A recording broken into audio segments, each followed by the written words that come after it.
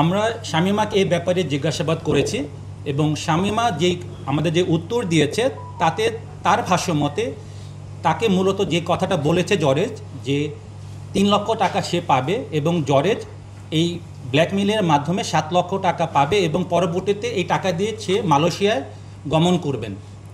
এবং আমরা এটাও দেখতে পাই যে জরেজের মোবাইল বিশ্লেষণ করে যে সে অলরেডি মালয়েশিয়া যাওয়ার জন্য সে পাসপোর্ট সংগ্রহ করার জন্য সে অলরেডি তার পাসপোর্ট অফিসও তার প্রস্তুত রয়েছে পাসপোর্ট। তো এ থেকে বোঝা যায় যে তার টাকাটা প্রয়োজন ছিল। বাট আপনি যে প্রশ্নটা করেছেন যে জরেজ কী উদ্দেশ্যে নৃশংসভাবে হত্যাটা করলো, যদি টাকাই তার মূল উদ্দেশ্য থাকে তাহলে কেন হত্যাটা করলো, তাহলে তো টাকা তো আর তার পাবে না।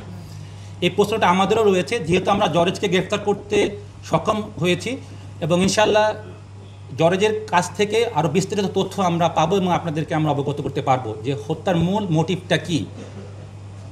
বাট আমরা যে কথাটা আপনাদেরকে জানাচ্ছি সেটা মূলত শামীমার বক্তব্য এবং যে আলামতগুলো আমরা পেয়েছি সেই জিনিসটাই আপনাদেরকে উপস্থাপন করছি। এবং শামীমা আপনাদেরকে বলেছে যে মূল উদ্দেশ্য ছিল ব্ল্যাকমেইল করে টাকা উপার্জন করাই এবং শামীমার সামনে ব্ল্যাকমেইল করে টাকা উপার্জন না করে আসামি ডিসিজকের মাথায় এবং শরীরে হাতুড়ি দিয়ে কোপ দিল, সেটাও শামীমা বলল, এটাও আপনারা বিশ্বাস করলেন?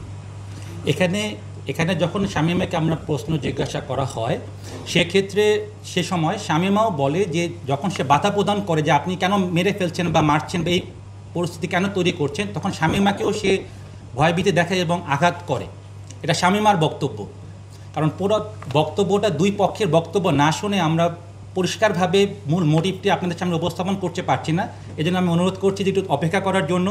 ইনশাআল্লাহ আমরা মূল মোটিভটা জানতে পারবো যখন জরেজের সাথে আমরা পুরোপুরি কথাটা আপনাদের সামনে উপস্থাপন করতে পারবো।